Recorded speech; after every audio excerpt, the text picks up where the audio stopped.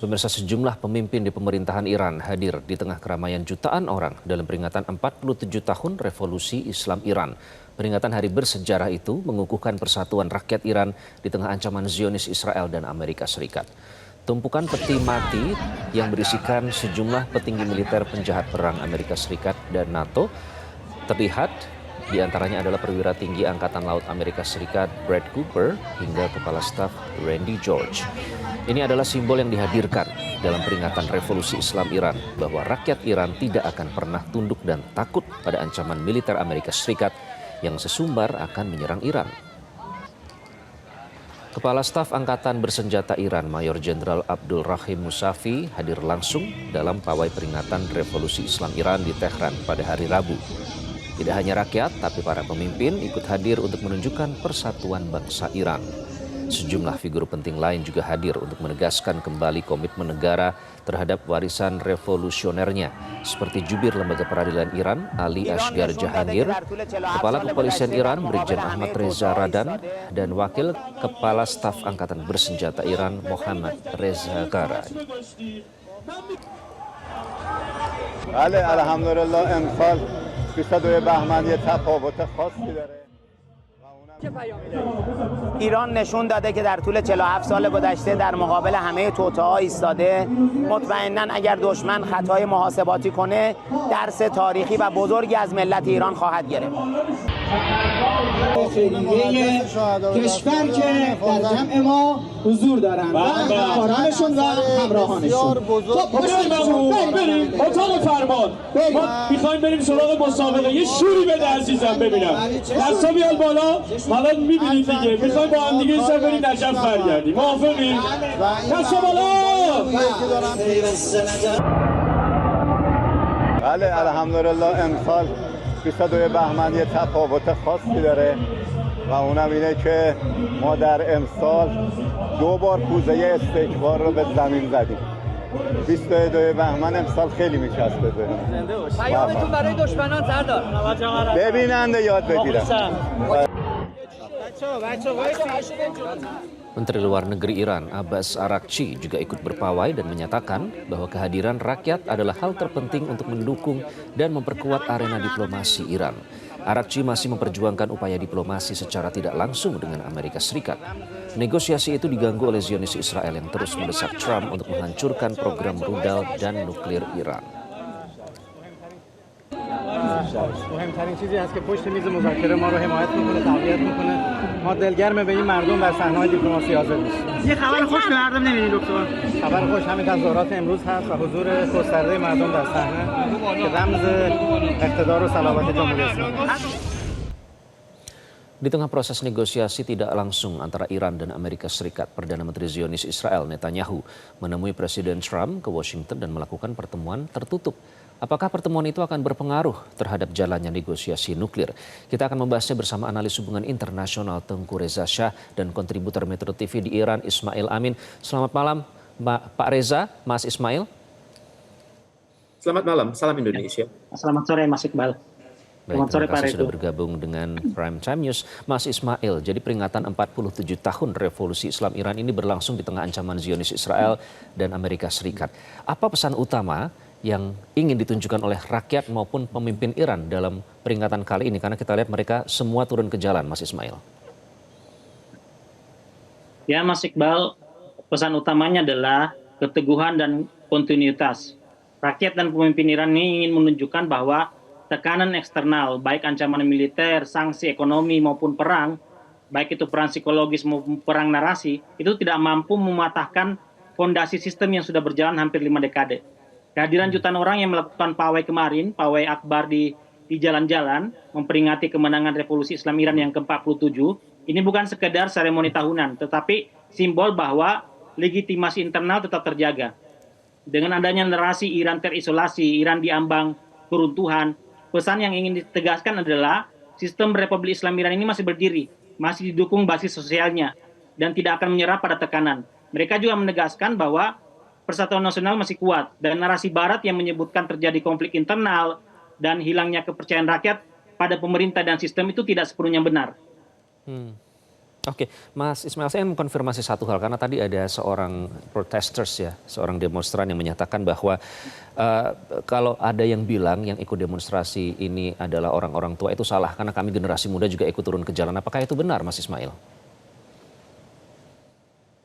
Ya benar, kemarin kita lihat, saya kemarin ikut dalam pawai akbar ini, berada di tengah-tengah lautan manusia, masyarakat Iran di Tehran, itu dari berbagai lapisan masyarakat, dari mulai bayi, karena keluarga yang datang itu membawa anggota keluarganya masing-masing, sampai generasi muda, sampai ke lanjut usia. Itu semua terlibat dalam pawai akbar yang kemarin untuk memperingati kemenangan revolusi Islam Iran. Mereka menegaskan bahwa kami generasi muda, bahkan ada yang menyatakan dalam berbagai wawancara, mereka menyebutkan bahwa kami adalah bagian demonstran kemarin melakukan aksi demonstrasi, tapi yang kami protes adalah kebijakan pemerintah. Kami memang demonstran, tapi kami tetap mencintai tanah air kami tetap mencintai pemimpin kami, dan kami tetap akan berada di belakang pemimpin kami untuk membela mereka. Oke, jadi soal kebijakan terutama terkait ekonomi yaitu tuntutan mereka, tapi tetap berada dan mendukung pemerintahan yang legitimate saat ini. Ini tentu berbeda dengan narasi dan propaganda yang coba disebarkan terkait dengan kondisi di Iran saat ini. Pak Reza, di saat rakyat Iran turun ke jalan bersama para pemimpinnya, kita lihat ada pertemuan yang berlangsung antara Netanyahu dan juga Trump di Washington. Namun pertemuan kali ini terasa berbeda ya Pak Reza ya. Tertutup, tidak ada pernyataan pers apapun, bahkan kalau kita lihat Netanyahu ini keluar dari West Wing, keluar dari South Wing. Biasanya keluar dari West Wing dan memberi pernyataan kepada wartawan. Kenapa pertemuan kali ini berbeda, Pak Reza? Pertemuan ini memang berbeda. Kalau kita lihat betapa pertemuan ini dirancang secara mendadak. Kemudian Netanyahu datang dari pintu dan keluar dari pintu yang berbeda. Kemudian wajah Netanyahu sangat pucat ya kelihatannya ya. Tampaknya terjadi dialog yang luar biasa antara kedua pemimpin ini. Dan seperti biasa Netanyahu itu akan menekan Amerika Serikat. Tekanan yang pertama adalah kami sangat perlu dukungan dari Anda. Kalau Anda tidak mau dukung kami akan bergerak sendiri. Jadi ancaman ini adalah yang sudah dilakukan oleh Netanyahu tahun lalu, sehingga memaksa Amerika Serikat menyerang instalasi atau pusat-pusat pembangkit reaktor nuklir Iran. Karena Netanyahu mengancam, kalau tidak Anda hancurkan fasilitas tersebut, kami akan hancurkan dengan nuklir. Sehingga Donald Trump berpemikiran menghindari perang nuklir adalah dengan cara mencegah nuklir itu terwujud di Iran. Pada saat yang sama, Netanyahu juga melihat bahwa Iran itu sedang sangat tinggi rasa percaya dirinya. Kalau kita perhatikan peringatan HUT revolusi itu benar-benar dihadiri oleh masyarakat. Masyarakat ini bersatu dengan pemimpinnya. Mereka sadar kami ini adalah bukti dari marja'i taklid. Kami adalah bukti bahwa kami adalah setia dengan pemimpin kami, dan pemimpin kami menafkahi kami dengan benar. Dan mereka juga melihat bahwa pemerintahan Iran itu bekerja sesuai dengan prinsip-prinsip good governance, tata kelola yang baik. Jadi mereka juga melihat pemerintah mereka berhasil dengan cepat membasmi antek-antek Amerika Serikat dan antek-antek Yahudi dan antek-antek Zionis, dan menghukumnya dengan sangat cepat.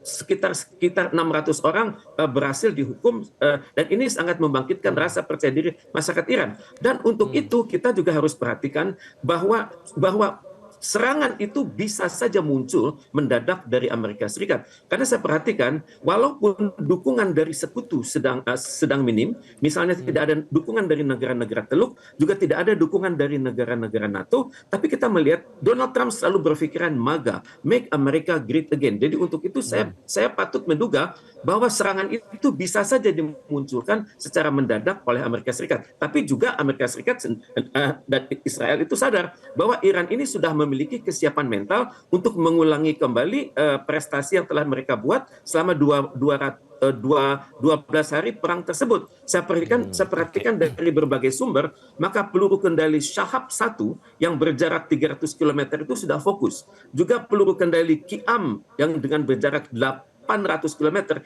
itu juga sudah fokus. Kemudian Shahab 3 yang berjarak 2000 km itu sudah terarah ke titik-titik pangkalan Amerika Serikat yang ada di sekitar Saudi Arabia. Baik, dan Pak juga Reza. bisa mengarah sampai ke perbatasan pada Rusia. saat pawai tapi juga tidak masuk ke dipamerkan Rusia. ya rudal-rudal ini sehingga bisa dilihat oleh publik seperti apa kemampuan dari Iran itu sendiri.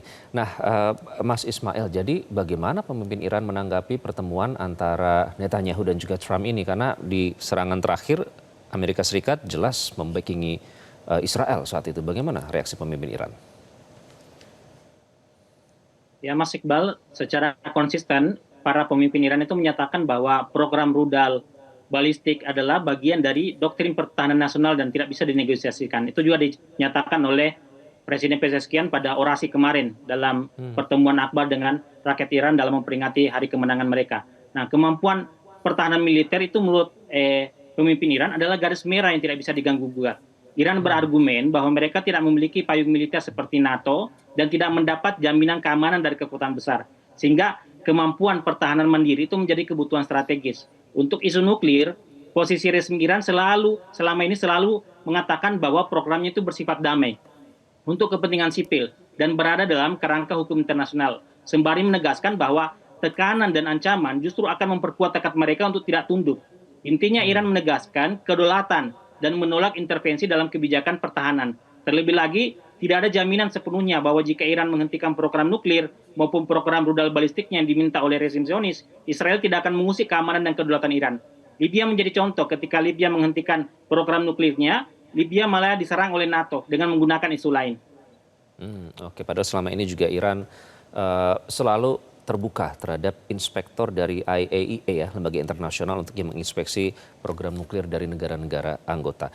Pak Reza, jadi ke depan akan seperti apa ya negosiasi antara Amerika Serikat dan Iran ini di tengah dinamika yang berlangsung? Karena kalau kita lihat statement Trump terakhir itu bilang katanya nothing definitive come out of the talk. Jadi singkat saja, apakah Anda optimis akan menghasilkan hasil? Bagi Amerika Serikat, mereka harus melakukan sesuatu ya. Dari berbagai informasi yang saya terima, Amerika Serikat mengatakan, kami akan menyerang 2 lokasi Anda, dan juga Anda langsung membalas serangan kami, dan untuk itu perang selesai. Dan tampaknya ini yang Amerika Serikat sudah cenderung malu karena makin lama dia bertahan di sekitar perairan Teluk Parsi dan juga laut-laut di Timur Tengah, maka semakin terlihat bahwa Amerika Serikat tidak memiliki koalisi, walaupun saat ini kapal induk namanya USS Abraham Lincoln itu sudah berada di sana dan sudah siap dalam formasi tempur dan didukung oleh konon akan datang USS Delbert Black, dan tentunya Amerika Serikat memberikan sinyal-sinyal palsu selalu. Mungkin mereka mengatakan sekarang sedang menuju damai, tapi tidak mustahil diam-diam dia sedang mempersiapkan skenario perang. Skenario perang tersebut sudah dibuat berulang kali dengan Israel, dan Israel sudah berada pada keyakinan bahwa serangan ini kali akan berhasil. Tapi Amerika Serikat tampaknya juga tidak berani, karena yang dihadapinya adalah suatu pemerintahan yang mampu berperang total. Iran itu tidak sama dengan Venezuela. Iran itu adalah bangsa yang mempertahankan marwah. Mereka percaya bahwa mereka satu-satunya sedang mempertahankan marwah Islam saat ini, dan untuk itu prinsip-prinsip marja'i taklid atau kesatuan antara pemimpin dengan masyarakatnya sekarang benar-benar ingin dibuktikan oleh Iran. Baik, dan itu juga ditunjukkan dengan dukungan rakyat ya yang terus berada di belakang pemerintahan meskipun tetap mengkritik kebijakan yang ada. Terima kasih Pak Reza, Mas Ismail sudah bergabung dengan Prime Time News. Jelajahi cara baru mendapatkan informasi. Download Metro TV Extend sekarang.